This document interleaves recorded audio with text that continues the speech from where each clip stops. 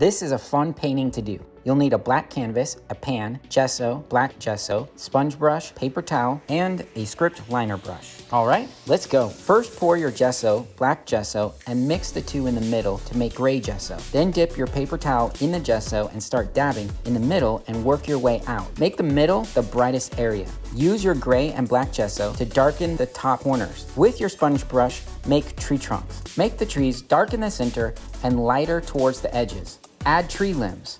Add a giant tree across the canvas. Use a sponge brush to add some bushes. Use a paper towel or even a coffee filter to add details. Use a sponge brush to create a path. Dab more details and let it dry. Now add a thin layer of linseed oil. You'll need these oil paints: titanium white, phthalo blue, Prussian blue, alizarin crimson, sap green, India yellow, and Van Dyke brown.